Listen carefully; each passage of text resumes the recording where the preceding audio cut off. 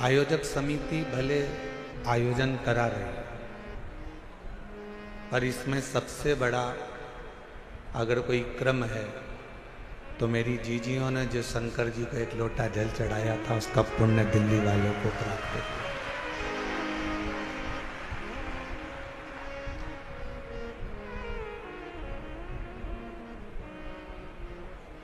और हम तो कहेंगे एक बार अगर कोई मौका लगे तो दिल्ली में आकर दिल्ली वालों का दिल जरूर देखना, इसके अंदर शिव बसा पड़ा है। बोल बम का नारा है, सारी समस्या का हल। इनके दिल में अगर कोई मिलेगा तो आपको शंकर ही मिलेगा, शिव। और वो किस रूप में कैसे प्राप्त होगा, कैसे आप भगवान को अविरल भक्ति से प्राप्त करोगे, कैसे आप भगवान की अविरल भक्ति करोगे, ये आपके ऊपर निर्भर करता है।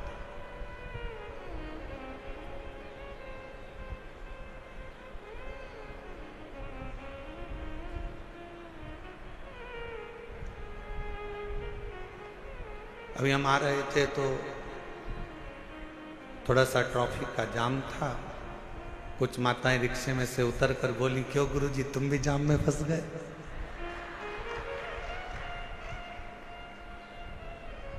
हमने कहा कोई साधारण जाम होता तो बात दूसरी थी, पर आज जो जाम में फंसे हैं ये शिव भक्तों का जाम है, जहां पर भगवान की अविरल भक्ति का स्मरण।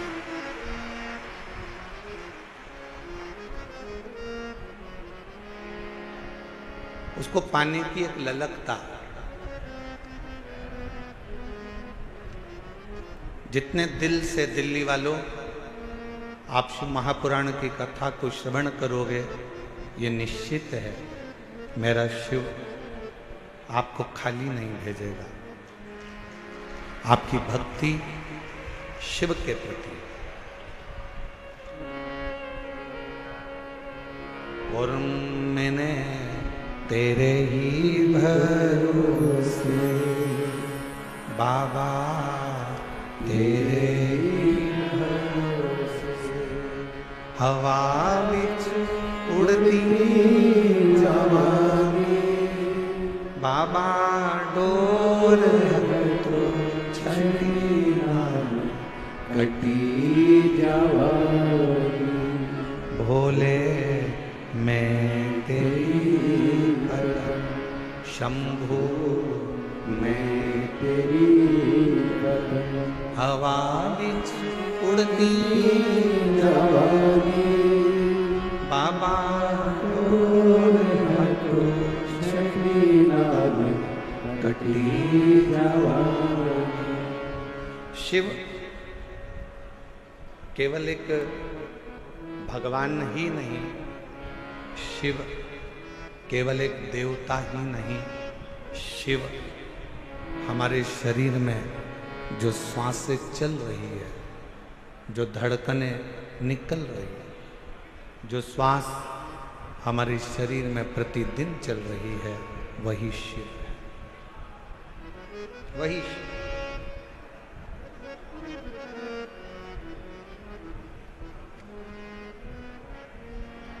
कई लोगों ने प्रश्न किया कि इस कथा का नाम हस्तिनापुर शिव पुराण क्यों रखा?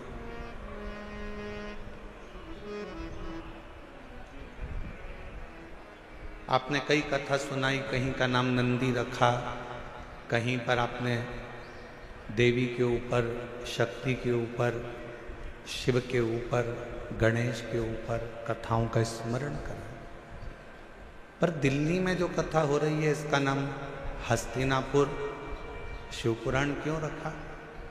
क्योंकि इस हस्तिनापुर को बसाने वाले एक राजा हुए जिनका नाम था हस्ती, और वो भगवान शिव के ऐसे उपासक थे, भगवान शंकर की ऐसी आराधना उस हस्तिन राजा ने करी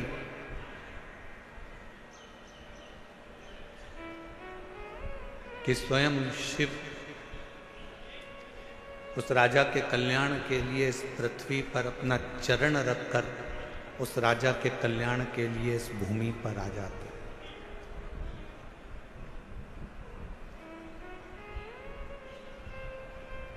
केवल कौरव और पांडवों के युद्ध से हस्तिनापुर नहीं है। हस्तिनापुर का इतिहास अगर पुराना उठाकर देखेंगे तो मेरे शंकर की अविरल भक्ति से हस्तिनापुर है। और इस हस्तिनापुर में वही राज कर सकता है जो शिव का परम उपासक हो, जिसने शंकर की अविरल भक्ति को अपने जीवन में उतारा हो। चाहे वो युधिष्ठिर हो, चाहे वो अर्जुन हो, चाहे वो नकुल हो, सहदेव हो, पांडव हो।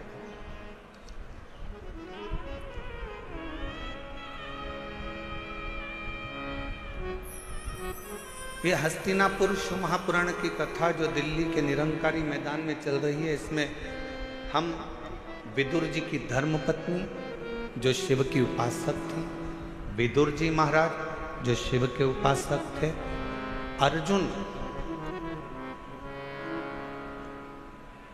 जो शिव के उपासक थे,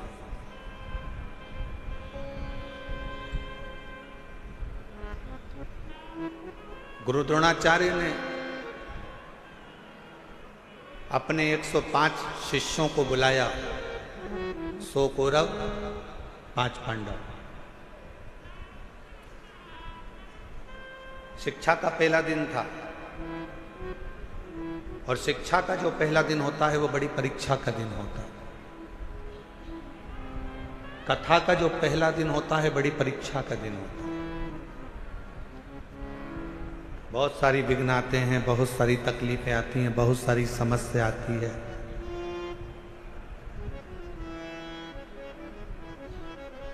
पर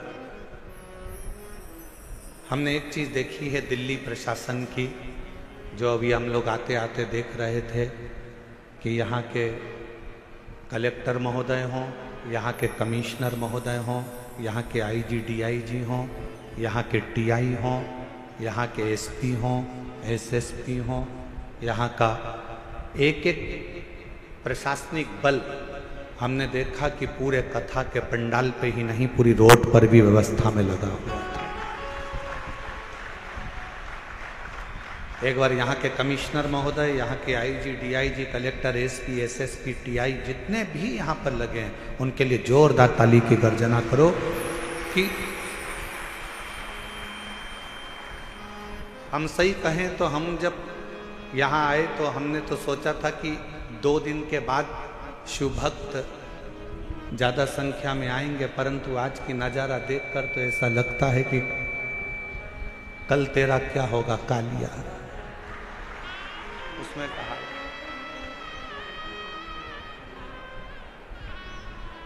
हमने यजमान से पूछा तुमने कितने पंडाल बनाए, तो कहा 3 पंडाल ये है, पीछे के पंडाल, साइड के पंडाल से मिला लो तो 8-9 पंडाल बने हुए हैं। फिर हमने आते आते पूछा पंडालों में जगह कितनी खाली है, तो कि 1 पाँव रखने की जगह नहीं है, सारे पंडाल बाबा के भरे पड़े हैं। और इसको कौन संभाल रहा, कौन? एक बार फिर प्रशासन के लिए जोरदार ताली बजाओ। संभालने वाली ये प्रशासनिक व्यवस्था, यहाँ के कमिश्नर महोदय हों, कलेक्टर महोदय हों, एसपी हो, एसएसपी हो, आईजी हो, डीआईजी हो, एसडीएम हो, यहाँ का पूरा पुलिस बल, ट्रैफिक पुलिस हो, चाहे अन्य बल हो, यहाँ की चिकित्सा विभाग, सब संभालने वाले।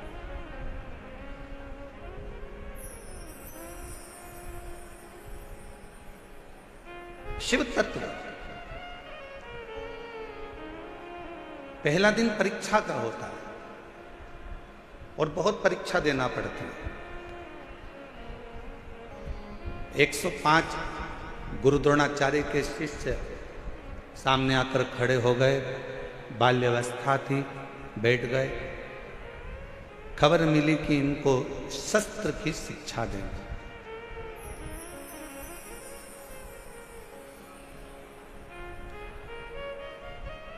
इनको शस्त्र शिक्षा देना है। गुरु द्रोणाचार्य ने इसी हस्तिनापुर में बैठकर कहा शस्त्र की शिक्षा देने को मैं तैयार हूं, पर शस्त्र की शिक्षा देने से पहले जितने मेरे शिष्य बैठे हैं उनसे निवेदन करूंगा कि आप में से जो मुझे शीश का दान दे देगा मैं उसको शस्त्र की शिक्षा दे दूंगा।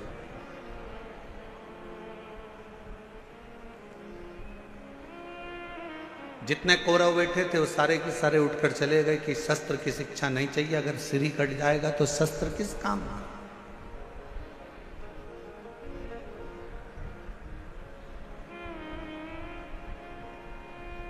वो शस्त्र किस काम का। जैसे हमने पहले भी कथा में कहा, फिर कहते हैं, शिव महापुराण की कथा में जब भी आओ तो अपने साथ कोई कीमती सामान लेकर, सोना चांदी हीरा पन्ना चैन अंगूठी मोबाइल पर्स कोई भी कीमती सामान लेकर मत आओ, क्योंकि यहाँ एक ही कीमत वाला है और वो मेरा देव अधिदेव महादेव मेरा शंकर है। आपकी चप्पल भी अगर कीमत वाली है ना तो उसको भी कथा के पंडाल में लेके मत आओ, घर में अलमारी में सजा के रखो। कथा के पंडाल में अगर कथा सुनने के लिए अगर आप आ रहे हो तो ये सोच कर जाना कि मैं कोई कीमत वाली वस्तु मेरे बाबा को दिखाने के लिए नहीं जा रही हूं, मैं तो कीमत के रूप में मेरा शंकर, मेरा उघड़दानी, मेरा शिव जो कीमती है उस शंकर को पाने के लिए जा रही हूं।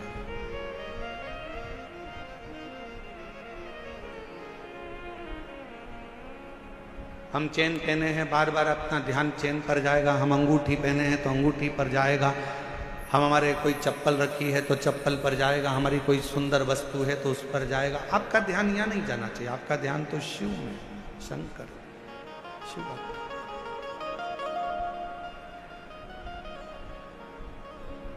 और मेरे भोले तेरा सहारा है, मेरे भोले तेरा सहारा है, मेरी नैया का तू किनारा है, मेरी नैया का तू किनारा है, मेरे बाबा तुझे पुकारा है, मेरे बाबा तुझे पुकारा है, मेरी नैया का तू किनारा है, मेरी नैया का तू किनारा है। शिव को पाने के लिए बहुत रतन माणिक मोती सोना चांदी हीरा पन्ना जेवर आभूषण या दिखावे की शंकर को जरूरत नहीं।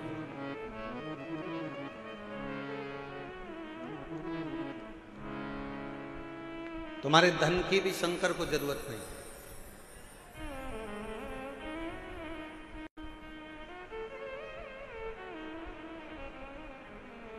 कोई तुमसे कहे कि 500 रुपए हमारे पास जमा करो, हम तुम्हें शंकर जी से मिला देंगे, तो कहना 500 तुम खुद के खर्च करो, तुम मिल लो। शिव को धन की जरूरत नहीं है। अगर शंकर को धन की जरूरत होती तो सोने की लंका का दान भगवान शंकर रावण को नहीं कर देते।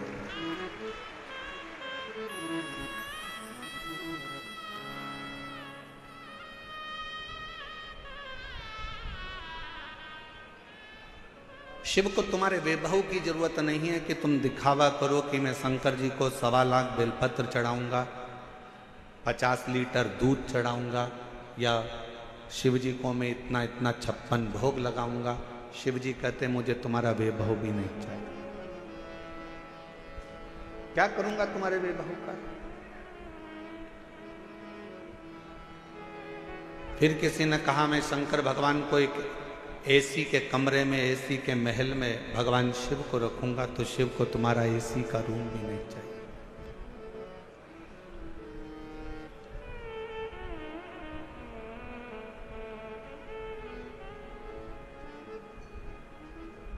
जब प्रेम हो जाता है ना, प्यार हो जाता है, तो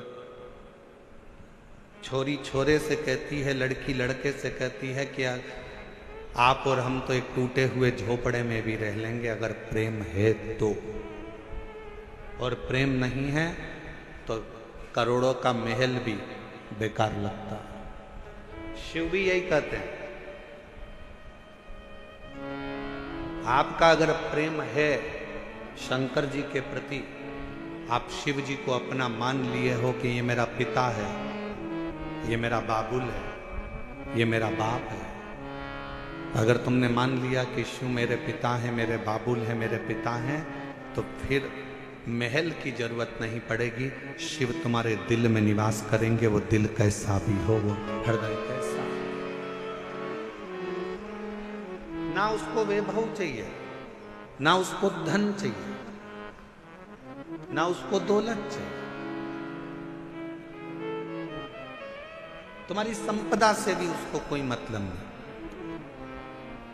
उसको तो केवल तुम्हारी निर्मल भक्ति और दिल से बन सके तो उच्चारण, श्री शिवाय नमस्तु, श्री शिवाय नमस्तु, श्री शिवाय नमस्तु, श्री शिवाय नमस्तु। तुमने जो दिल से उसको पुकारा, बस वही उसको चाहिए।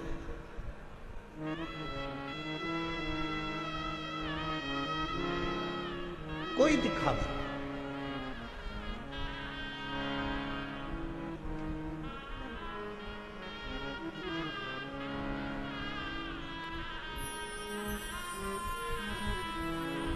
कुछ माताएं झंडा ले लेकर पैदल आ रही थी। पूछा, धूप इतनी तेज पड़ रही है, गर्मी इतनी तेज पड़ रही है, आप झंडा लेकर कहां से आ रहे हो? कहा, हम गुरुग्राम से पैदल चलते हुए कथा में धन्यवाद देने के लिए बाबा को। इतना भरचक गर्मी, इतना तेज तपन, जमीन तप रही है, इतनी तेज गर्मी पड़ रही है, और उसमें आप पैदल चलते चलते बाबा का भजन करते करते आ।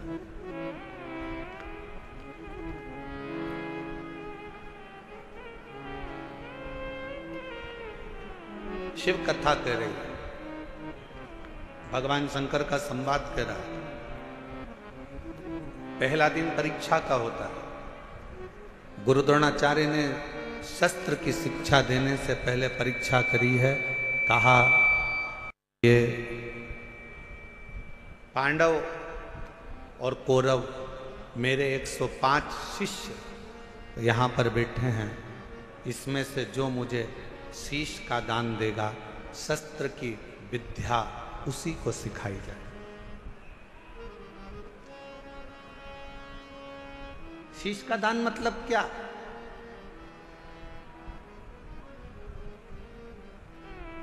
क्यों घर के लोग कहते हैं कि बेटी घर अगर ससुराल जाओ तो सास ससुर के चरणों में झुक जाना, शीश झुकाना। माँ अपने पोता पोती को, अपने बेटा बेटी को कहती है दादा दादी के पास शीश झुकाना, नाना नानी को शीश झुकाना, घर के बुजुर्गों के आगे शीश झुकाना। शीश झुकाना मतलब शीश का दान दे देना।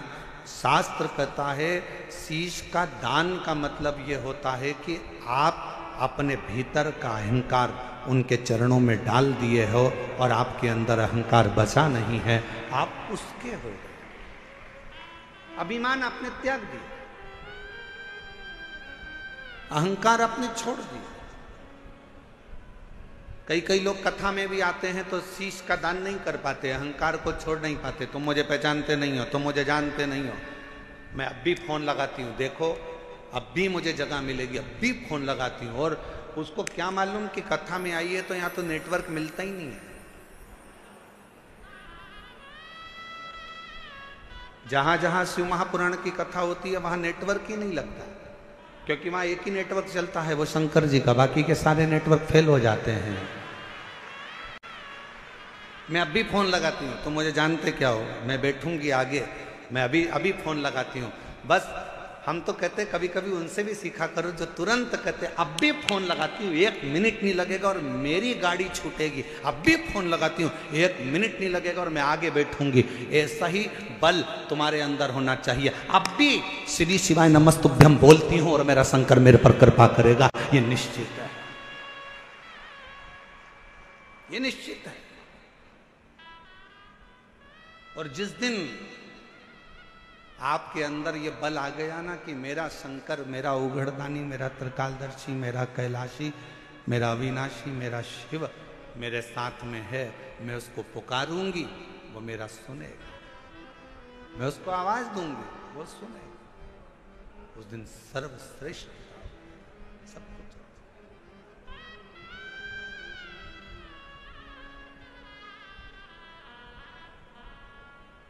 क्यों आए हो कथा में?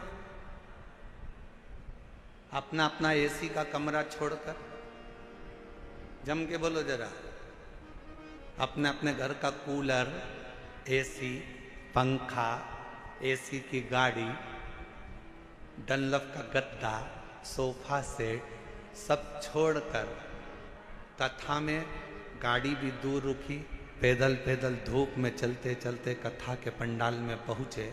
जरा विचार करिएगा, क्यों आए हो? क्योंकि तुमको मालूम है कि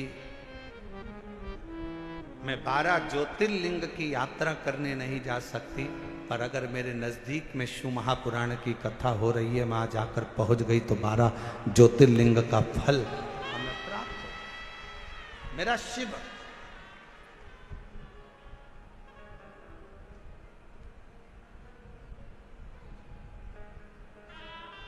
मेरा शिव मुझे यहां मिल जाए।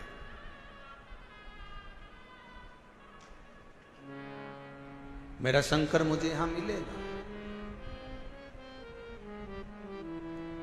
आप सबको मालूम है कि मैं अगर यहां बैठूंगी, अपने दिल की बात अपने बाबा से कहूंगी तो मेरा बाबा यहां बैठकर सुनेगा। और कितनी बड़ी कृपा दिल्ली की इस कथा में हो रही है मेरे भोलेनाथ जी की। जरा विचार करिएगा कि कथा के मध्य में ही 24 तारीख को प्रदोष पड़ जाएगा, 25 तारीख को मासिक शिवरात्रि पड़ जाएगी, 26 तारीख को कथा की शिवरात्रि पड़ जाएगी और 27 तारीख को कथा विराम हो जाएगा।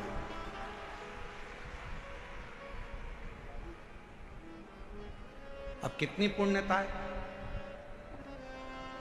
बस अपने चित्त को, अपने मन को, अपनी भक्ति को शिवमय बनाओ। प्रथम दिन था, गुरु द्रोणाचार्य ने सामने बिठाया अपने शिष्यों को, 105 शिष्य सामने बैठे।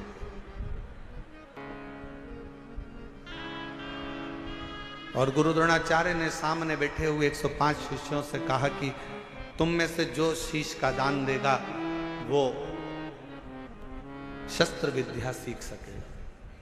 शीश का दान मतलब अब शिष्य समझे तो बात। जो समझे वो तो जाने ना। शीश का दान का मतलब ये नहीं है कि गुरु ने कहा कि शीश का दान दे दो मतलब शीश काट दो। नहीं नहीं नहीं, शीश का दान का मतलब है कि अपने अहंकार का त्याग करोगे। और जब किसी गुरु की शरणागति में जाओ, कहीं अगर भगवान की भक्ति करने के लिए जाओ, यदि कहीं भगवत भजन करने के लिए जाओ, तो सबसे पहला काम करो कि अपने अहंकार का त्याग करो, अपनी अभिमतता का त्याग करो।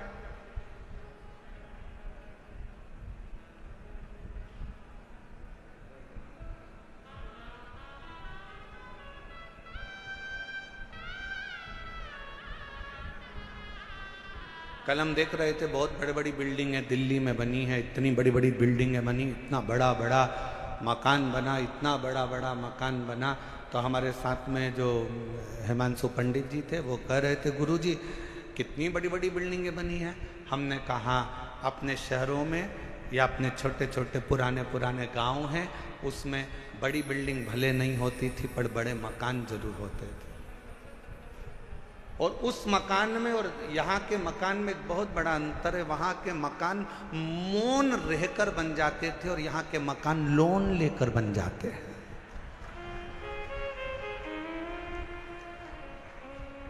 हमने कहा दोनों में अंतर।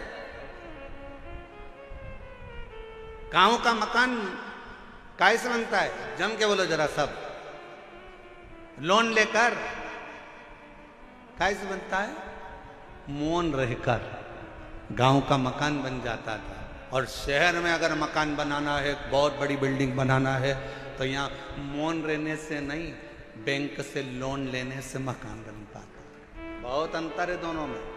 हमारे गांव में आप जितना मौन रहेंगे, सहज रहेंगे, सरल रहेंगे, उतना उतना कृपा। वो कहते हैं ना कि कहा वर में और आशीर्वाद में बहुत बड़ा अंतर होता है।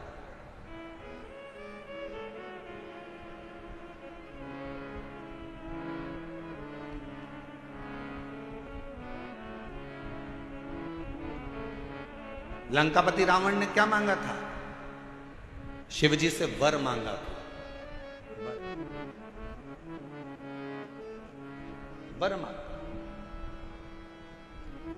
लंकापति रावण ने शिवजी से वर मांगा था। और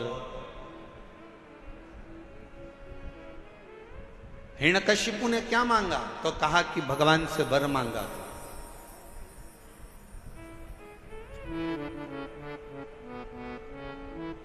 जितना मांगा गया वो वर था। रावण ने वर मांगा, लंका मिल गई, राज्य मिल गया, सत्ता मिल गई, वैभव मिल गया।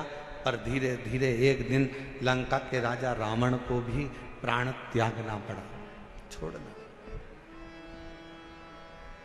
हिरण्यकशिपु ने वर मांगा, एक दिन हिरण्यकशिपु को भी प्राण त्यागना पड़ा।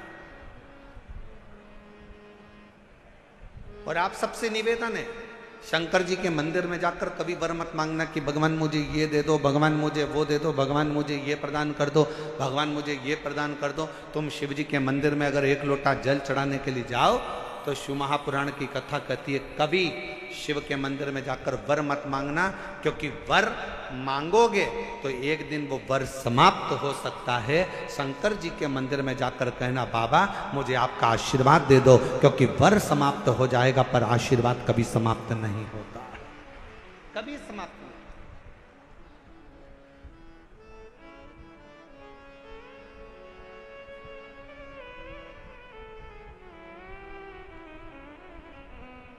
हो सकता है कि वर मिला और समाप्त हो जाए, हो सकता है कि वर प्राप्त हुआ और वह समाप्त हो जाए, पर आशीर्वाद कभी समाप्त नहीं होता। अगर मेरे शंकर का, घर के बुजुर्गों का, माता पिता का, घर के बयों का, घर के बड़ों का, गुरुजन का, संत जन, साधु जन, तपस्वी जन का, या अपने घर के माता पिता या वृद्ध का जब आशीर्वाद मिल जाता है तो फिर वर की जरूरत भी नहीं पड़ती।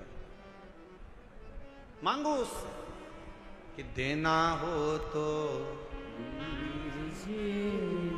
जन्म मेरे सिर पर रख दो अपने ये दोनों हाथ, और देना हो तो दीजिए जन्म जन्म का साथ, और देना हो तो दीजिए जन्म जन्म का साथ। भगवान शिव की कथा करें, भगवान शंकर का संवाद, शिव तत्व का, शिव पुराण करें, मेरे ओगरदानी का संवाद करें।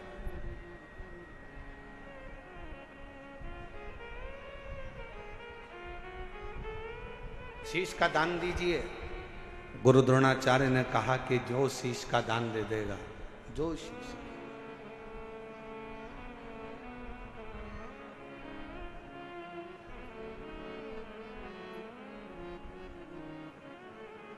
मेरे शंभू ने कहा, मेरे शंकर ने, इस पवित्र कथा का आनंद कर रहा है, हस्तिनापुर शिव महापुराण की कथा करिए, जो शीश का दान देगा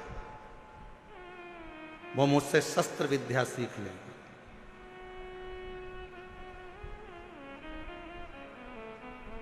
अब कौन शीश का दान दे? सब 105 जितने शिष्य बैठे थे गुरु द्रोणाचार्य के, उसमें से 100 शिष्य उठकर चले गए 5 शिष्य बैठे रहे पांडव, उसमें भी एक अर्जुन सामने बैठा रहा, तलवार उठाई और शीश के पास लेकर जाने लगा, काट कर शीश का दान देने लगा। गुरु द्रोणाचार्य ने मना कर दिया, मुझे कटा हुआ शीश नहीं, तेरे धड़ पर लगा हुआ शीश मेरे चरणों में पड़ जाएगा, उतना दान बहुत है और मैं तुझे दे दूं, मत दीजिए।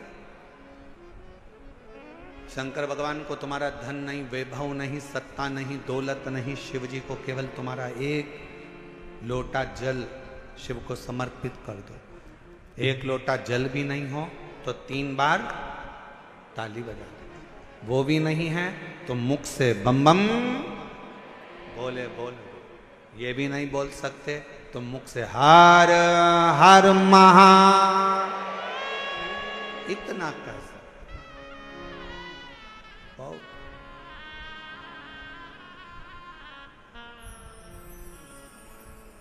कुछ नहीं चाहिए। जिस दिन अहंकार छोड़कर, अभिमत्ता त्याग कर, अभिमान का त्याग कर कर, जिस दिन अहंकार को छोड़कर तुम शिव की ओर बढ़ोगे, शिव तुम्हें प्राप्त हो जाएगा। हस्तिनापुर शिव महापुराण की कथा में हस्तिन नाम का जो राजा था वो शंकर का परम उपासक था, जिसने इस राज्य को बसाया था।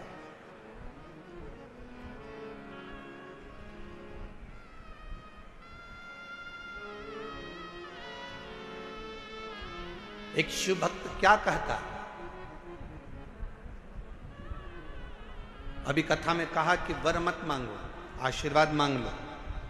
भगवान अगर मिल भी जाए ना, तुम्हारे पास में आकर खड़ा भी हो जाए और कह दे ए मांग तुझे क्या चाहिए, तो उसे कह देना नहीं नहीं मुझे कुछ नहीं चाहिए, तुम तो तुम्हारा आशीर्वाद दे दो बस। क्यों? क्योंकि वरदान दोगे तो हो सकता है एक दिन समाप्त हो जाए। हमने फ्रिज मांग लिया, कूलर मांग लिया, एसी मांग लिया, ये मांग लिया, वो मांग लिया, गाड़ी मांग ली, बंगला मांग लिया, सामान मांग लिया, बेटा मांग लिया, बेटी मांग ली, दौलत मांग लिया, सत्ता मांग ली, हो सकता है एक दिन समाप्त हो जाए। पर यदि आपका अगर आशीर्वाद होगा तो ये कभी समाप्त होने वाला नहीं है। वर समाप्त हो सकता है पर आशीर्वाद कभी समाप्त नहीं होता, वो अजर और अमर रहता है। वो आपके आज भी है और कल भी है।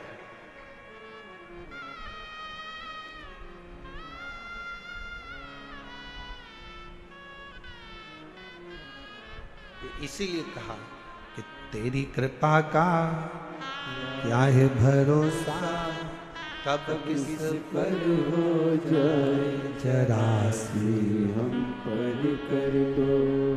जी जिसको आता है वो भी बोलो साथ में, तेरी कृपा का क्या है भरोसा, कब किस पर हो जाए जरा सी हम पर कर दो, जरा सी हम पर कर दो।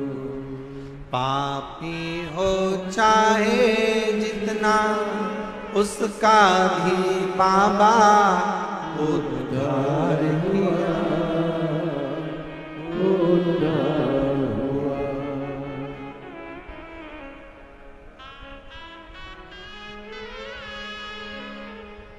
जिस पर भी हो गई तेरी करुणा कृपा वो भव पार हुआ, भव पार हुआ। पापी हो चाहे जितना उसका भी बाबा उद्धार हुआ, उद्धार हुआ। जिस पर भी हो गई तेरी करुणा कृपा वो भव पार हुआ, भव पार हुआ। गिद्ध अजामिल गणिका जैसे मन को तुम्हारे भाई जरा सी हम पर कर दो, जरा सी हम पर कर दो। तेरी कृपा का क्या है भरोसा, कब किस पर हो जाए जरा सी हम पर कर दो, जरा सी हम पर कर दो। ज्यादा नहीं, बस आशीर्वाद दे दीजिए, वर नहीं चाहिए, शिव आपका साथ दे दीजिए।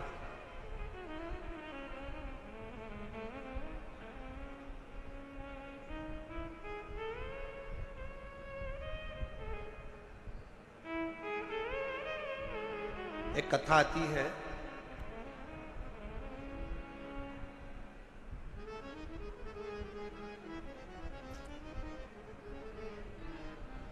एक नारायण नाम का एक छोटा सा बालक था।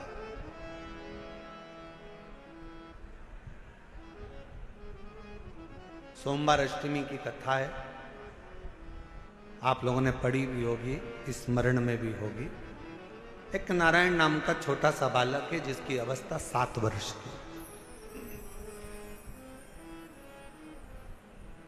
केवल 7 वर्ष की अवस्था। और ये सोमवार अष्टमी की बड़ी सुंदर कथा आज स्मरण में आई है, तो आप लोग और हम लोग उसको श्रवण करें। और कभी अगर सोमवार की अष्टमी पढ़े तो इस कथा का मनन चिंतन उस दिन जरूर करना। एक नारायण नाम का छोटा सा बालक जिसकी अवस्था 7 वर्ष की, पिता इसका जन्म होने के बाद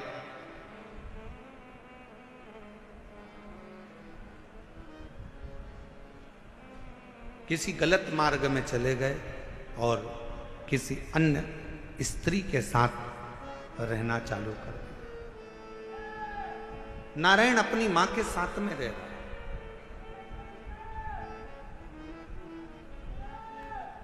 और छोटी सी अवस्था से नारायण बार बार पूछता रहता है। छोटी सी अवस्था से नारायण अपनी मां से पूछता रहता है कि मेरे पिता कहाँ हैं, मेरे पिता कहाँ हैं, मेरे पिता कहाँ। मेरी दिल्ली की जीजियों, मेरे दिल्ली के जीजाओं, मेरी बेटियों बेटाओं, मेरी माताओं, मेरे भाई, मेरी बहनों, बड़ा ध्यान लगाकर सुनना कि जन्म हुआ, पिता ने अपनी पत्नी पर कुछ गलत बातों का इल्जाम लगा दिया और बच्चे को और मां को छोड़कर पिता किसी अन्य स्त्री के साथ चला गया। साथ रहने लगा, गांव बदल दिया, नगर बदल दिया, शहर बदल दिया। पिता दूसरे गांव में, दूसरे नगर में, दूसरे शहर में रह रहा है और यहां मां अपने बच्चे को पाल पोस कर नारायण को बड़ा कर रही।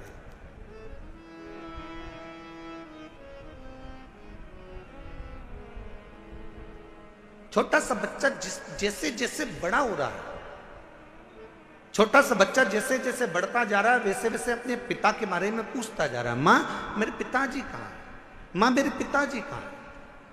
जैसे 4 वर्ष के ध्रुव जी महाराज वन से तप कर कर आने के बाद अपनी मां से पूछते हैं कि मां मेरे पिता कहाँ है, और मां क्या उत्तर दे। मां कहती है कि मैं ही तेरा पिता हूं और मैं तेरी मां हूं। नारायण से भी मां से पूछा, मां मेरा पिता कहाँ है, मेरा पिता कहाँ।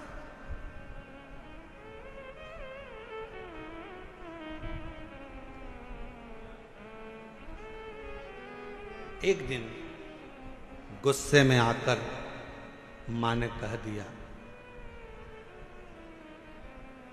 क्या पिता पिता पिता पिता पूछता रहता है, क्या दिन भर पिता का नाम लेता रहता है। मैंने तुझे पाल पोस कर बड़ा करा, कभी मेरा भी नाम लिया कर, क्या पिता का नाम लेता। सोमवार की अष्टमी की कथा कहती है कि पिता का नाम लेते हुए बच्चे को मां ने एक दिन खूब डांटा, खूब फटकारा, पर बेटे की चित्त वृत्ति से पिता का स्मरण जाता नहीं, पिता का स्मरण नहीं जाता। मां मेरा पिता कहाँ है। बच्चे ने फिर जिद पकड़ी। आखिरी में मां ने तुरंत चिल्लाकर कह दिया, पिता पिता कहता है, ये सामने जो पत्थर पड़ा है, सामने जो भाटा पड़ा है, सामने जो कंकर पड़ा है, सामने जो पत्थर पड़ा है, यही तेरा पिता है।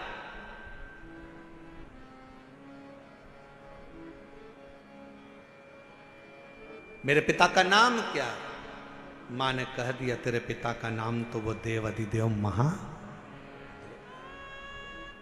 ध्यान देना जरा, मेरी दिल्ली की जीजियों, मेरे दिल्ली के जीजाओं, मेरी बेटियों, मेरी बेटाओं, मेरी माओ, ये भारत की वो भूमि है, ये भारत की वो धरा है, ये कोई साधारण सी भूमि या साधारण सी धरा नहीं है।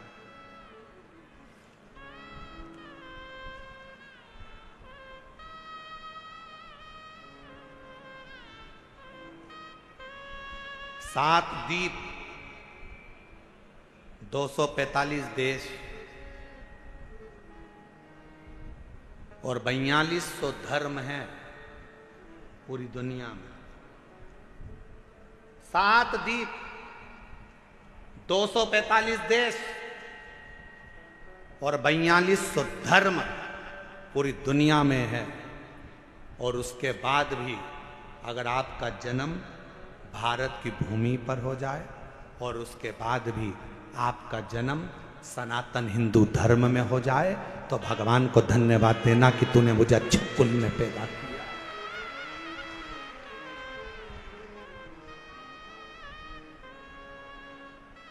छाती तान कर चलना कि सनातन धर्म में तुम जन्मे हो। 7 द्वीप, 245 देश और 4200 धर्म होने के बाद भी ये भारत की भूमि सनातन धर्म और सनातनी बनकर अगर हम पैदा हुए हैं तो जी हमें गौरव होना चाहिए कि हम भारत माता के इस गोद में अपने संस्कारों से पोषित होते हुए उस महादेव की कृपा से जन्मे हैं। उस महादेव की कृपा से जहां हम अपने रिश्तों को पहचानते हैं, अपनी माता को माता कहते हैं, पिता को पिता कहते हैं, भाई का संबंध रखते हैं, बहन का संबंध रखते हैं, काका काकी का संबंध रखते हैं, नाना नानी का संबंध रखते हैं। सारे रिश्ते हम निभा कर चलते हैं। कोई दूसरे देश में इतने संबंध नहीं निभाए जाते जितने संबंध हमारे भारत की धरा पर एक सनातनी निभा कर चलता है। भारत की भूमि पर एक सनातनी निभा कर चलता है। वो संबंध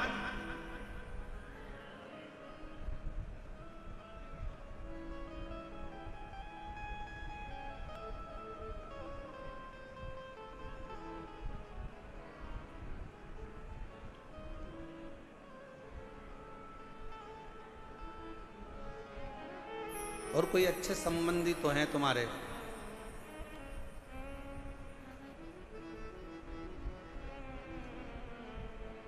पत्थर का मुख बताकर बेटे से कह दिया नारायण से कि ये तेरा बाप है, ये तेरा पिता है। शिव महापुराण की कथा क्या करती है? शिव महापुराण की कथा ने करा क्या? शिव महापुराण की कथा ने केवल विश्वास जगाया है कि जिस तुम्हारे घर के पास के शंकर के मंदिर में 1 लोटा जल चढ़ाने जाओ, जिस शिव जी के मंदिर में तुम जल चढ़ा रहे हो, जिस शंकर जी के मंदिर में तुम जल चढ़ाने गए हो, जिस शंकर जी के मंदिर में तुम बेलपत्र चढ़ाने गए हो, जिस शंकर जी के मंदिर में तुम स्तुति गाने गए हो, जिस शंकर जी के मंदिर में तुम भजन करने गए हो, जिस शंकर जी के मंदिर में तुम नाम जाप करने गए हो, बस तुमने उसको अपना पिता मान लिया। यही शिव पुराण कर रही हो, ये सोमवार की अष्टमी की कथा कर रही हो।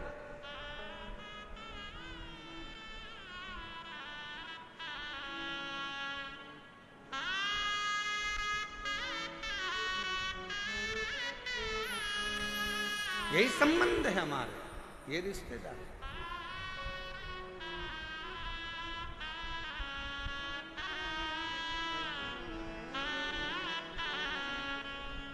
और रिश्ता तेरा मेरा सबसे प्यारा, रिश्ता तेरा मेरा सबसे प्यारा, तू मेरा बाबा मैं हूँ तेरा लाला, मैं हूँ तेरा,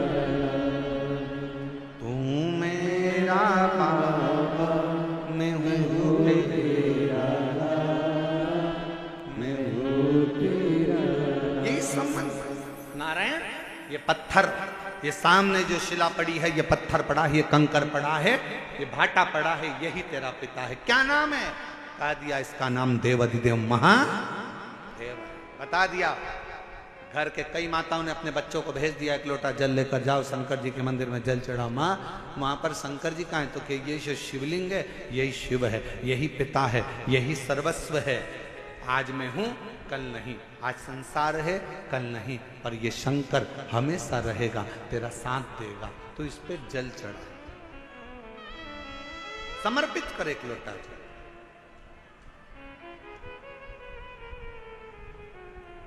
और जब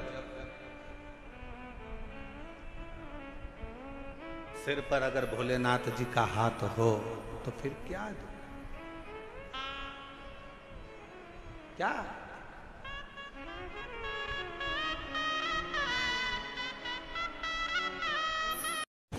श्री शिवाय नमस्तुभ्यम। हर हर महादेव।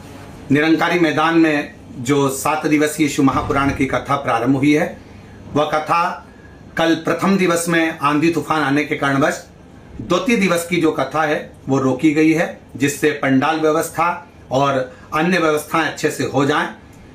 तृतीय दिवस की कथा का समय रोज प्रतिदिन का समय बदला गया है। कथा का समय शाम को 6 बजे से रात्रि को 9 बजे तक निरंकारी मैदान में प्रतिदिन शिव महापुराण की कथा प्रारंभ होगी और आनंद से आप और हम श्रवण करेंगे।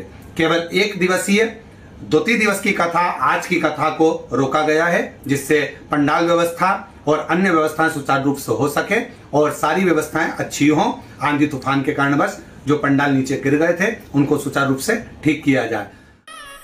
जब स्वयं शिव तुम्हारे मस्तक पर हो तो फिर क्या?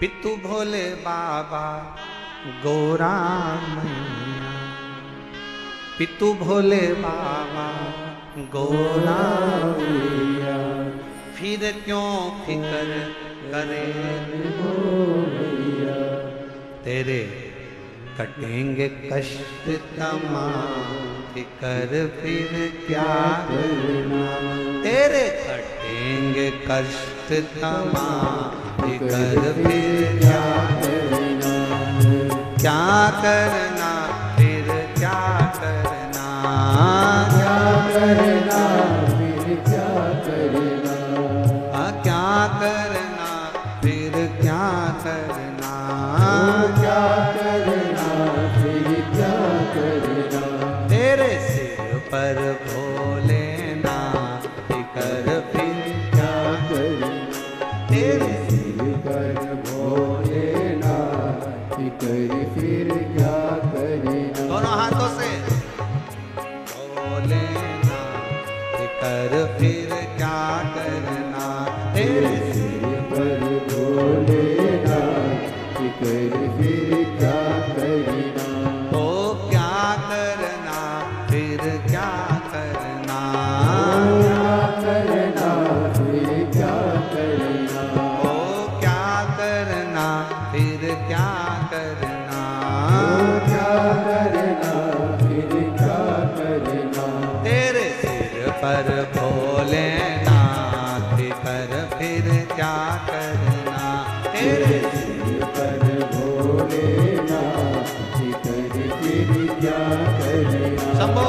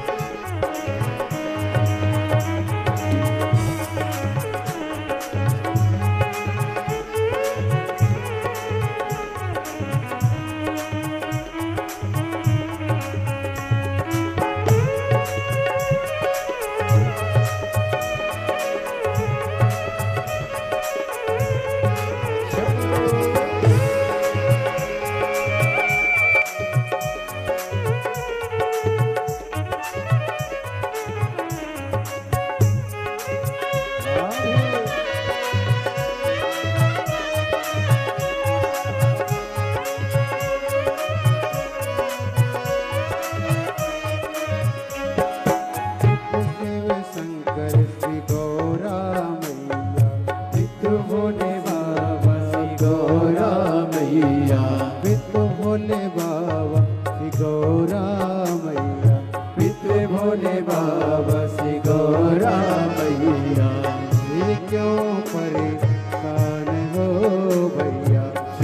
क्यों परेशान हो भैया, फिर क्यों परेशान हो भैया, फिर क्यों परेशान हो भैया। तुम जपो भोले जी का नाम, फिकर फिर क्या करे। तुम जपो भोले जी का नाम, फिकर फिर क्या करना। क्या करना, क्या करना, फिकर फिर क्या करना। ओ क्या करना, क्या करना, फिकर फिर क्या करना। पर भोलेनाथ, फिकर फिर क्या करना। तेरे सिर पर भोलेनाथ, फिकर फिर क्या करना।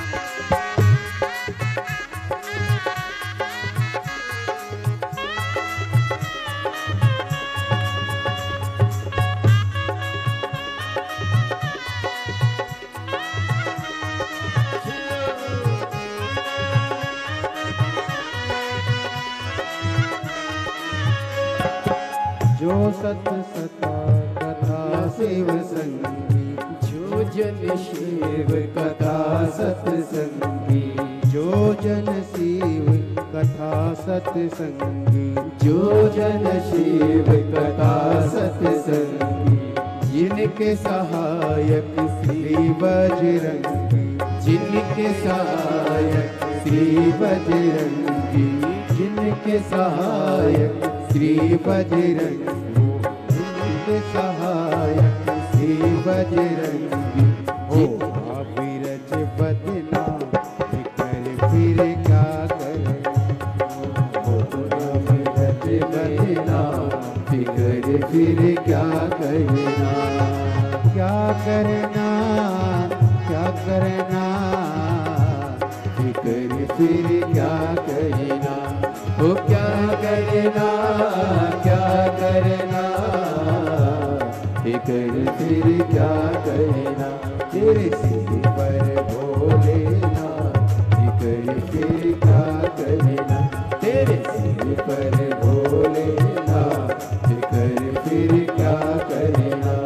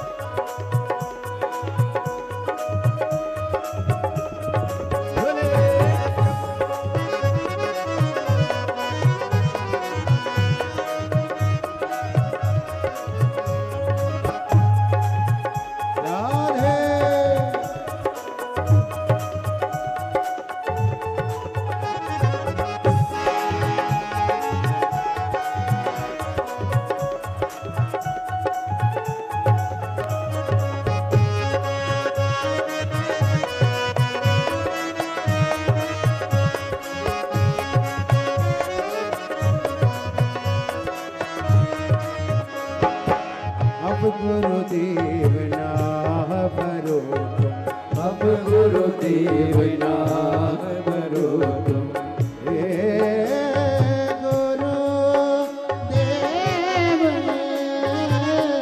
गुरुदेव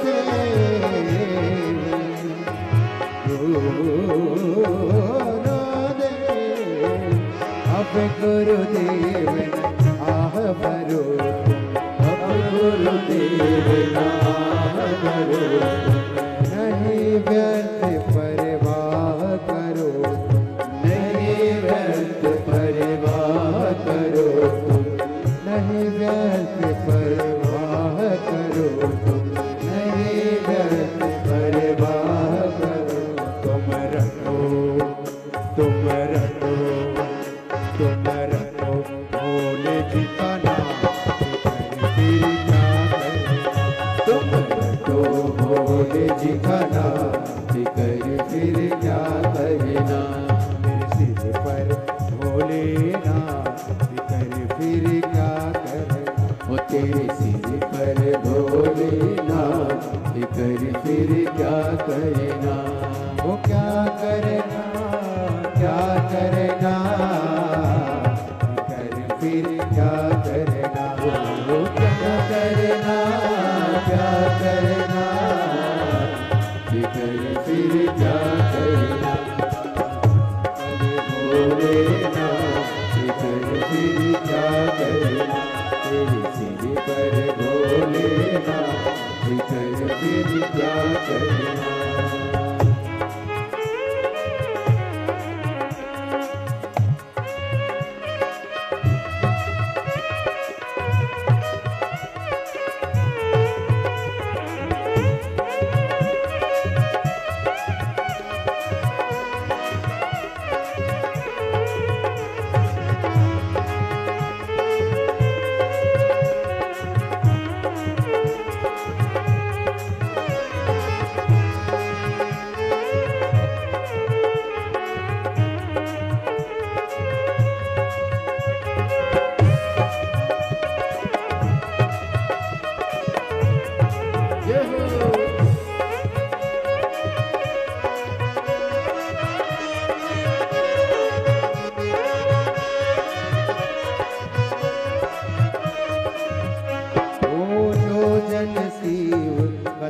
सत्संग, जो जन शिव कथा सत्संगी, जो जन शिव कथा सत्संगी, जो जन शिव कथा सत्संगी, जिनके सहायक श्री बजरंगी, जिनके सहायक श्री बजरंगी, वो अतुलित बन के फिर क्या करना।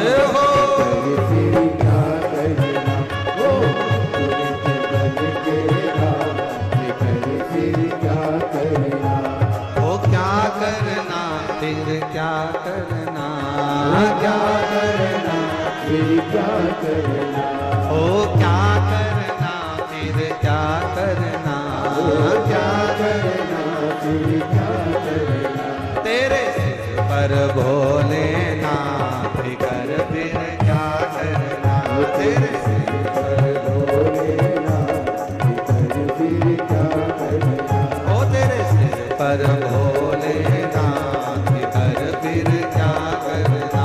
तेरे सिर पर भोलेनाथ, फिर क्या करना।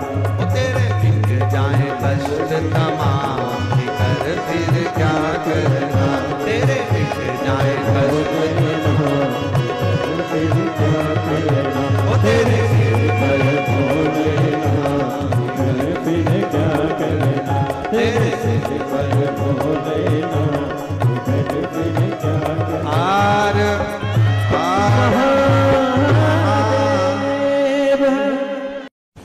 श्री शिवाय नमस्तुभ्यम। हर हर महादेव। निरंकारी मैदान में जो 7 दिवसीय शिव महापुराण की कथा प्रारंभ हुई है, वह कथा कल प्रथम दिवस में आंधी तूफान आने के कारणवश द्वितीय दिवस की जो कथा है वो रोकी गई है, जिससे पंडाल व्यवस्था और अन्य व्यवस्थाएं अच्छे से हो जाएं। तृतीय दिवस की कथा का समय रोज प्रतिदिन का समय बदला गया है। कथा का समय शाम को 6 बजे से रात्रि को 9 बजे तक निरंकारी मैदान में प्रतिदिन शिव महापुराण की कथा प्रारंभ होगी और आनंद से आप और हम श्रवण करेंगे। केवल 1 दिवसीय द्वितीय दिवस की कथा, आज की कथा को रोका गया है, जिससे पंडाल व्यवस्था और अन्य व्यवस्थाएं सुचारू रूप से हो सके और सारी व्यवस्थाएं अच्छी हों। आंधी तूफान के कारणवश जो पंडाल नीचे गिर गए थे उनको सुचारू रूप से ठीक किया जाए। अपने स्थान पर बैठकर भगवान शिव जी से अपने मन का भाव कहें, दिल से प्रार्थना करें। जिस प्रार्थना को करने के लिए पूरे दुनिया के लोग कथा के पंडाल में जाते हैं, उस प्रार्थना को हृदय से बाबा से निवेदन करिए, अरदास करें, बाबा से प्रार्थना करें। जहाँ जगह मिले वहाँ बैठें और पीछे बाहर वालों से भी निवेदन है, पंडालों में अगर जगह ना मिले तो हम पहले भी कहते आए हैं कि अपने साथ एक छाता, 2 पानी की बोतल साथ लेकर चलें। एक बोतल अपने लिए पानी की, एक अपने अड़ोसी, पड़ोसी और धड़ोसी के पीछे वाले। जहां जगह मिले वहां बैठकर बड़े प्रेम से सभी लोग बाबा के नाम का स्मरण करते हुए अपने दिल की बात, बहुत दूर दूर से आप लोग आए हैं, बाबा से प्रार्थना करें,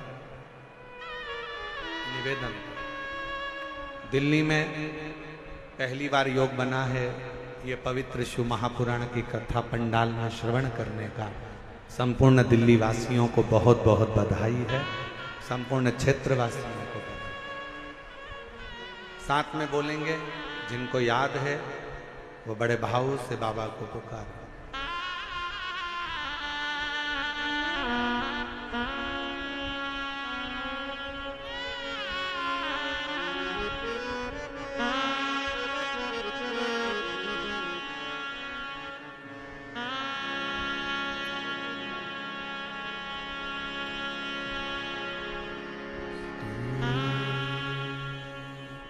शिवाय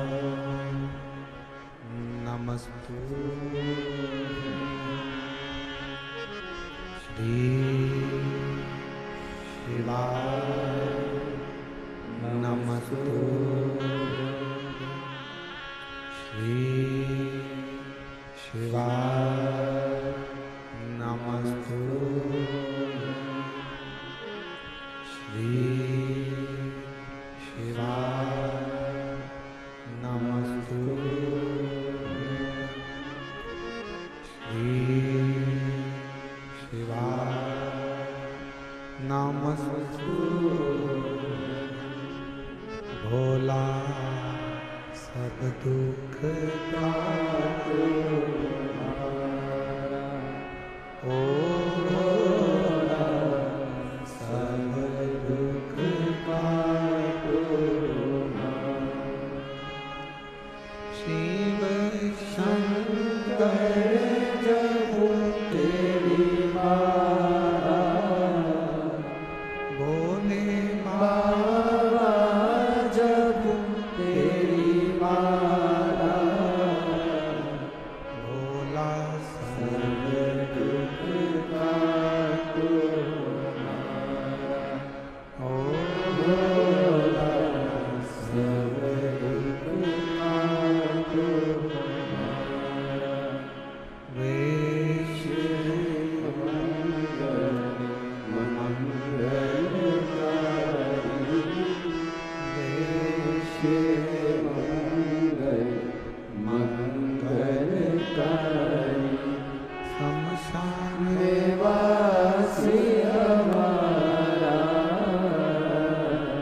शमशान वासी हमारा ओला सब दुख काटो हमारा ओला सब दुख काटो हमारा।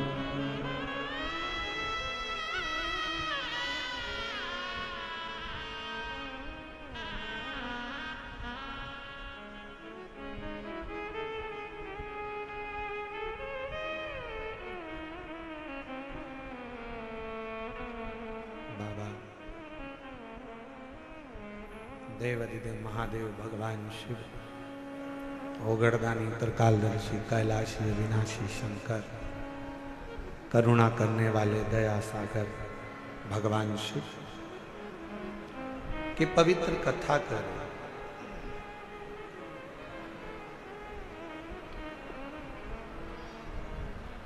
नारायण को एक पत्थर दिखा दिया।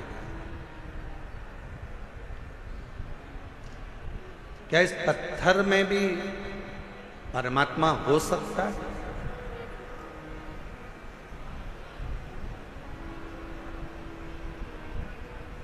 प्रहलाद जी का चरित्र कहता है कि हिरण्यकशिपु ने भी एक पत्थर का खंबा दिखाया था प्रहलाद को। क्या इसमें परमात्मा हो सकता है?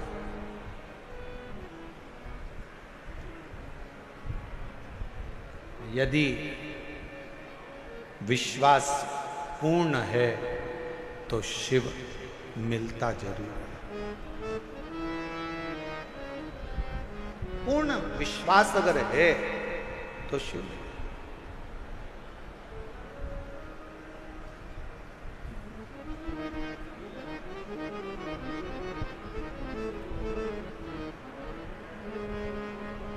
हम पहले भी कथा में कहे, आज फिर कह रहे हैं, शिव जी पर अगर भरोसा करा है तो आपका पूर्ण भरोसा यदि शंकर जी पर है तो दुनिया का ऐसा कोई दुख नहीं जो मेरा देव अधिदेव महादेव काट नहीं सकता। आपके दुख को काट एक पत्र है, अच्छा है, देखो।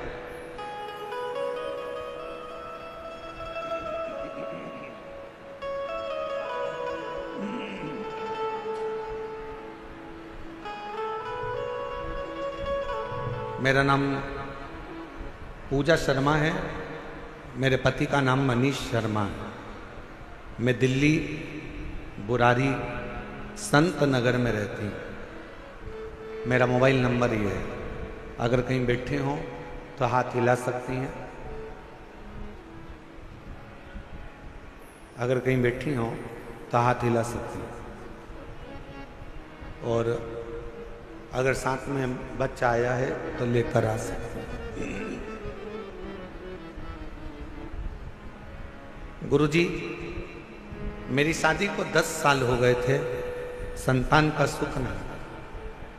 दिल्ली का कोई ऐसा हॉस्पिटल नहीं जहां डॉक्टरों को हमने दिखाया नहीं। गोद भी भरवाई, डॉक्टरों के हिसाब से मैं मां नहीं बन सकती थी। संतान का सुख नहीं था। कोई बच्चा मेरी गोदी में आकर बैठ जाता था तो लोग उस बच्चे को उठा लेते थे, क्योंकि लोग मुझे बांझ करते थे। इतना अपशब्द लोगों ने ताना दिया, अपशब्द कहे गुरुदेव, ताने पर ताने दिए जाते। दुख इतना था कि भगवान के सिवा किसको कहे। एक दिन मेरे ससुर जी मुझे एक पंडित जी से बोले कि मेरी बहू के यहाँ संतान नहीं है, तो पंडित जी ने भी एक ही बात कही कि एक काम कहो, टीवी पर आस्था चैनल पर सियोर वाला महाराज कथा करता है। शिव महापुराण की कथा अगर आसन लगाकर टीवी के सामने बैठकर भी अगर दिल से सुनी जाए और सफेद आंकड़े की जड़ का प्रयोग करा जाए, या किसी पंडाल में बैठकर कथा को सुना जाए और बाबा से झोली पसार कर मांगा जाए तो जरूर होगा। मेरे ससुर ने पंडित जी से कहा कि डॉक्टरों ने मना कर दिया कि ये कभी मां नहीं बन सकती। पंडित जी कहने लगे, एक बार अगर कथा के पंडाल की अगर रज भी उसके उदर पर लगे तो उससे भी फल मिलेगा। आपकी कथा नासिक में 2023 में चल रही थी, तब हम उस कथा को सुनने के लिए पंडाल में बैठ गए। सफेद आंकड़े की जड़ का प्रयोग करा और बाबा की ऐसी कृपा हुई गुरुदेव। दुनिया के लोग कहते हैं क्या कथा के पंडाल में बैठकर जो मांगा जाता है वो मिलता है? और मैं छाती ठोक कर कहती हूं कि कथा के पंडाल की रज जीव का कल्याण जरूर करती है।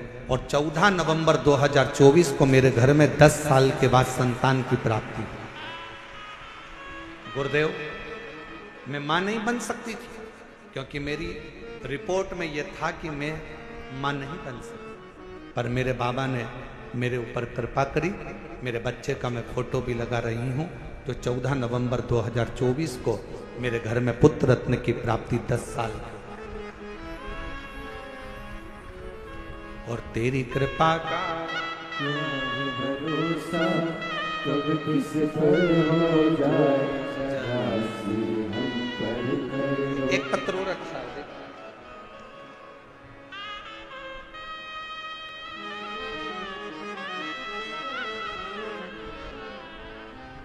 मेरा नाम संध्या सैनी है, पति का नाम कविंद्र सैनी है। मैं दिल्ली के बुरारी संत नगर की रहने वाली हूँ।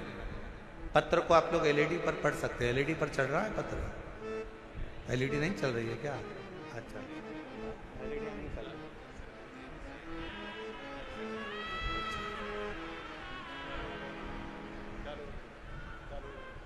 चालू हो गई एलईडियाँ, देखिए हो गया। पत्र को आप लोग एलईडी पर पढ़ सकते हैं। मेरा नाम संध्या सैनी है, पति का नाम कविंद्र सैनी है। मैं दिल्ली बुरारी संत नगर की रहने वाली हूँ। गुरुजी, एक लोटे जल का मैं क्या वर्णन करूं। मेरा बेटा सीए का एग्जाम दे रहा था, 3-4 नंबर से रह जाता था। कई साल हो गए थे। बेटे ने आखिरी में हिम्मत हार दी और बेटा कहता है कि माँ अब मैं एग्जाम नहीं दूं। मैंने अपने बेटे से कहा, वो सीओर वाला महाराज कहता है कि अच्छी पढ़ाई करो, दिन रात एक कर दो, इतनी मेहनत करो कि रात दिन एक हो जाए, और फिर शिवजी पर एक बेलपत्र शहद लगाकर चढ़ाकर बाबा से विनती करो। मेरे बेटे ने आपका कहना मानकर टीवी पर कथा सुनकर बेटे ने पढ़ाई करना प्रारंभ करा, और अब की बार उसने कह दिया, माँ वो सीओर वाला बाबा बोला है कि पढ़ाई को 4 गुना करना। अभी तक जो मेहनत करी थी उससे 4 गुना ज्यादा मेहनत करूंगा। और बेटे ने पढ़ना प्रारंभ करा। जो बेटे की हिम्मत हार गई थी उसने पशुपतिनाथ का व्रत किया और बाबा की कृपा से फिर वापिस एग्जाम दिया। मेरा बेटा रोज शिव जी के मंदिर जाता, जल चढ़ाता, पशुपति व्रत करता और साथ में पढ़ाई में मेहनत करता। गुरुदेव, उसकी लगन इतनी हो गई कि वो रात दिन एक कर कर पढ़ता। और आप कहते हो कि मेहनत का फल बाबा देता जरूर है, और आज मेरा बेटा सीए बन गया। मैं बाबा को यहाँ धन्यवाद देने के लिए आई। शिव की उदारता इसी को कहते।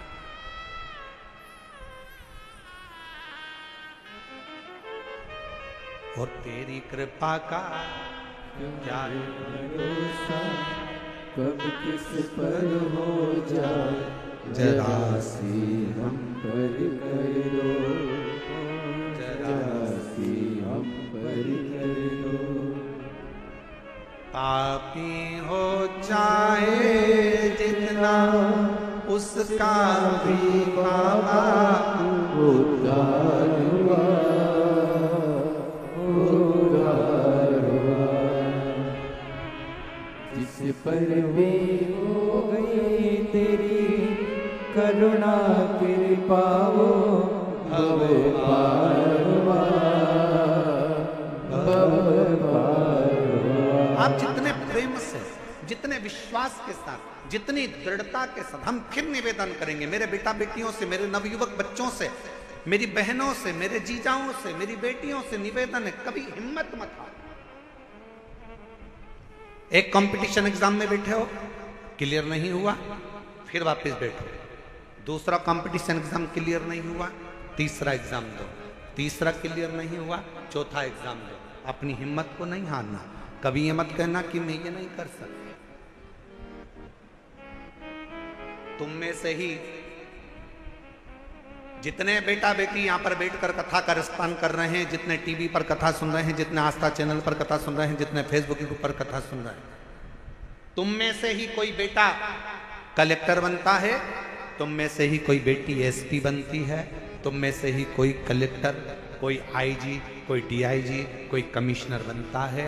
बस तुम्हारी मेहनत तुम्हें 4 गुना बढ़ाना है तो एक दिन उच्च पद पर बैठ ही जाओगे, ये निश्चित है।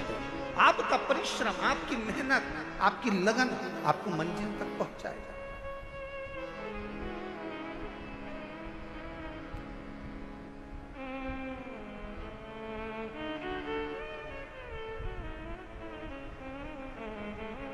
और फिर निवेदन करूं, किसी ने कह दिया कि तुम्हारा यह काम नहीं हो सकता, कोई ने कह दिया तुझे कैंसर हो गया और कैंसर होने के बाद तू ठीक नहीं हो सकती, तू ठीक नहीं होगा, तेरा किडनी लीवर बेकार हो गया, तू ठीक नहीं हो सकता, तू ठीक नहीं होगी, तुम छाती ठोक कर कहना वो मेरा बाप है, मेरा शंकर।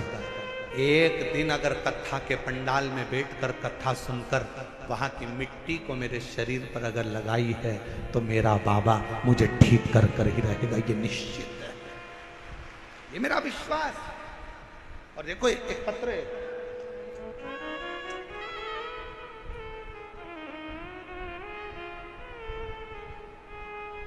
पहले निवेदन करूं आप लोगों को, पत्र लिखो पर थाली मत भेजो।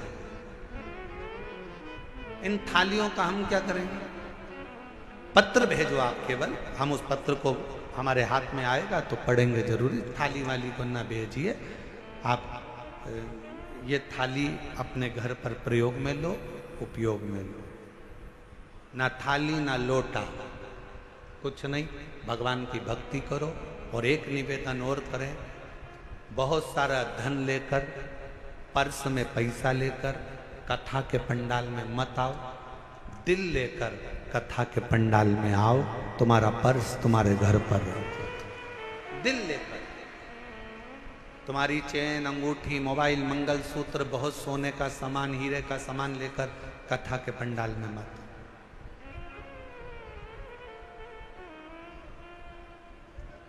और यदि तुम्हारा कोई सामान चोरी होता है तो उसमें जवाबदार तुम हो। प्रशासन, समिति, कार्यकर्ता इसके जवाबदार नहीं होंगे, क्योंकि हम खुद मंच से आपको चिल्ला चिल्ला कर बोलते हैं अपना सामान घर छोड़ो, घर रख कर आओ। यहाँ तो तुम दिल लेकर आओ, खुद बाबा के होकर आओ। यहाँ तुम्हारे धन से मतलब नहीं है, यहाँ तुम्हारे मन से मतलब है। हृदय लेकर आइए, दिल लेकर आइए, बाबा को रिझाइए। बाबा अब प्रशासन तुम्हें संभाले कि तुम्हारे गोल्ड को संभाले? इसलिए निवेदन है, अपना अपना जो सोना चांदी हीरा पन्ना, जो तुम्हारी चीज कीमती है, उसको घर छोड़ दो। मना नहीं।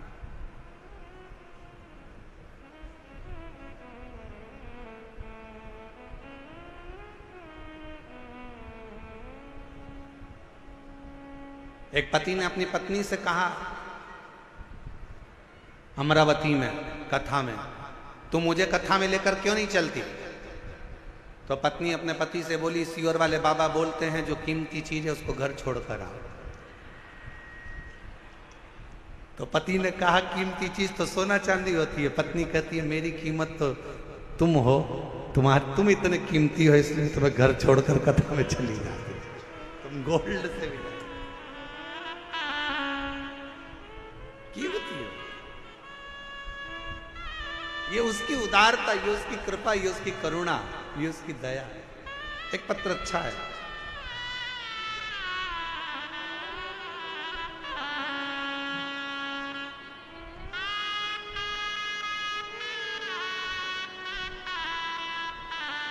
हाँ बेटा,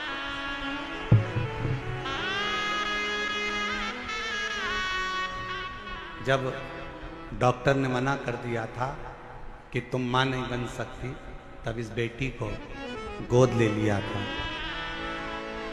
और इस बेटी को गोद लिया, बेटी को भी मंदिर लेकर जाती, बाबा से प्रार्थना करती।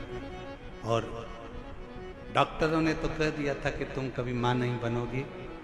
हम तो कहते हैं इस बेटी को, जी आपने गोद लिया ना, तो इसी की सेवा के रूप में ये बालक मेरे शंकर ने आपको दिया है। ये उसी की कृपा, सेवा का फल कहीं ना कहीं मिलता है। शिव कृपा से 10 साल के बाद संतान हुई है।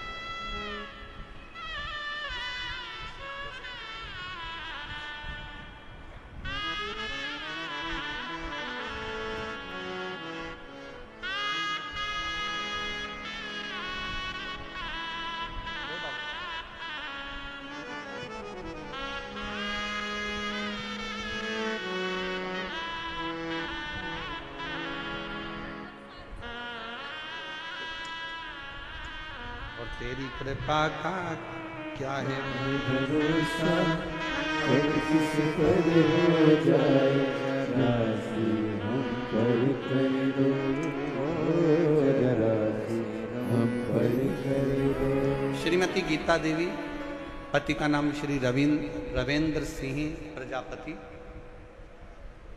भजनपुरा दिल्ली। मोबाइल नंबर ये है। 2021 में कैंसर हो गया। डॉक्टर ने थोड़ा सा समय दिया, कह दिया कि कुछ समय की क्या कर। हॉस्पिटल से इलाज करा कर आ रही थी कि किसी ने, ऑटो वाले ने कहा कि बहन जी क्या बीमारी हो गई। कहा कैंसर हो गया। कहा कि वो एक सीवर वाला महाराज कहता है कि आप कैंसर का इलाज कराओ, दवाई लो, डॉक्टर को दिखाओ, जांचें कराओ, और साथ में शिव पर विश्वास कर कर शंकर जी के मंदिर में जाकर एक लोटा जल चढ़ाकर उसका आचमन करो और बेलपत्र चढ़ाकर खाओ। आपने खाई? कहा नहीं। उस ऑटो वाले के वचन पर विश्वास कर कर डॉक्टर ने थोड़ा सा समय दिया था। हम सीहोर चले गए, वहां से रुद्राक्ष ले आए, जल में उसको रात भर गलाते, शिव जी को चढ़ाते, बेलपत्र खाना प्रारंभ करा, और दूसरी बार फिर वापिस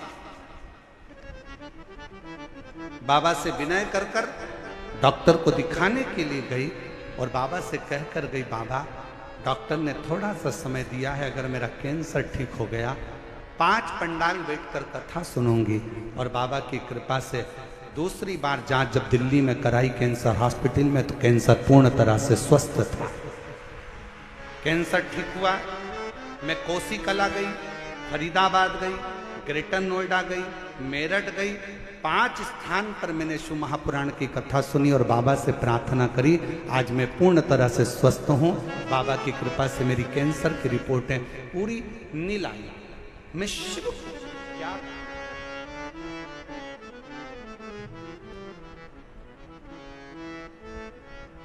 आप शंकर की स्तुति, शिव का गुणगान, शिव की स्तुति, शिव का भजन, शिव का स्मरण, आपके घर के नजदीक में जो शिवालय हो, आपके घर के पास में जो शंकर का मंदिर हो, सबसे पहले वहां जाना प्रारंभ करो।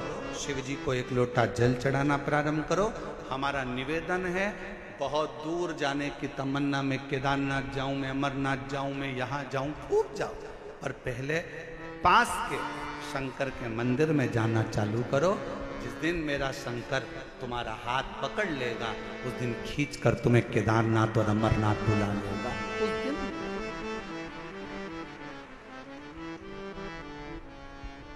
हम विश्वास नहीं कर पाते, और आज फिर कहेंगे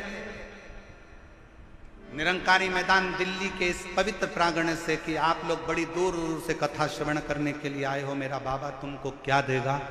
ये तो 3 महीने बाद आप और हम जब कथा के पंडाल में कहीं मिलेंगे, तो आपका पत्र इसी दिल्ली के एक निरंकारी मैदान की कथा का लिख कर भेजोगे कि हमने कथा सुनी थी और मेरे बाबा ने मुझे ये दिया। क्या देगा, कैसे देगा, कब देगा, ये उसकी मर्जी। बस आपको दिल से कथा का रिस्पॉन्स। नारायण मां के ये पत्थर में मेरा पिता, हाँ पत्थर में तेरा पिता,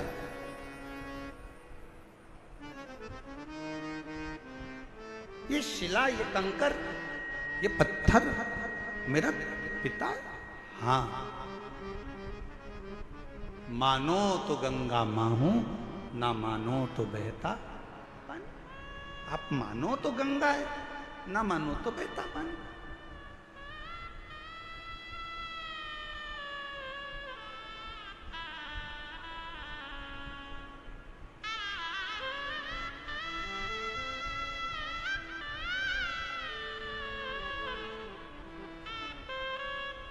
ये आपके ऊपर निर्भर करता है कि आप क्या मान रहे हो।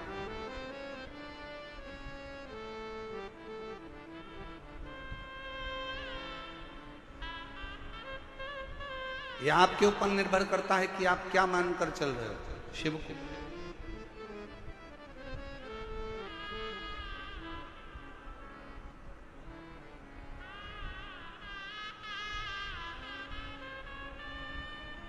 नारायण बेटे ने वो पत्थर को उठा लिया, बाजू में लेकर सो गए। पिता का स्मरण करता, पिता का नाम, पिता का।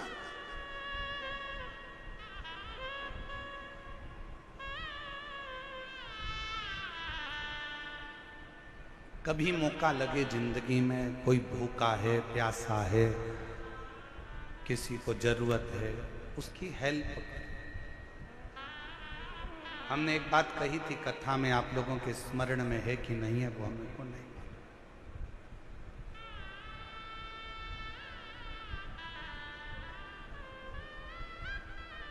आप किसी को दान नहीं दे सकते, बिल्कुल मत दीजिए।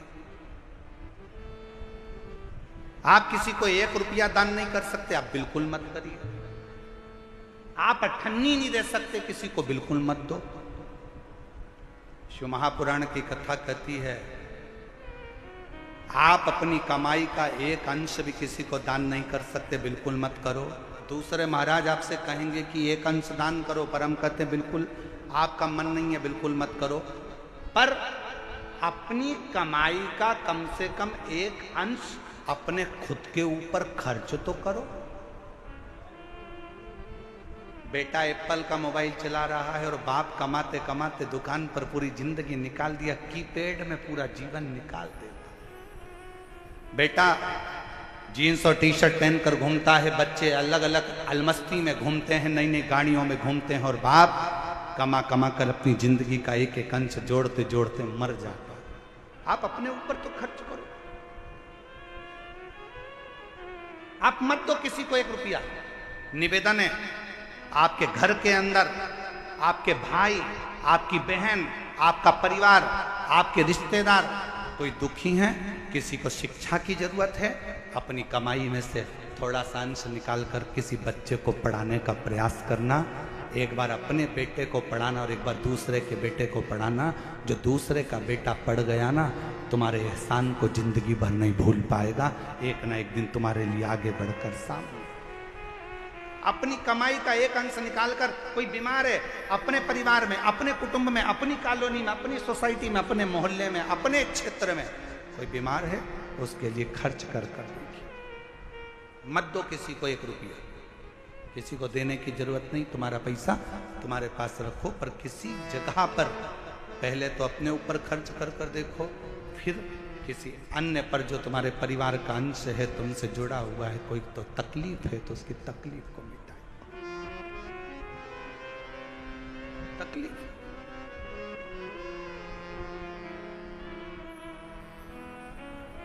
शिव कथा कर रही है।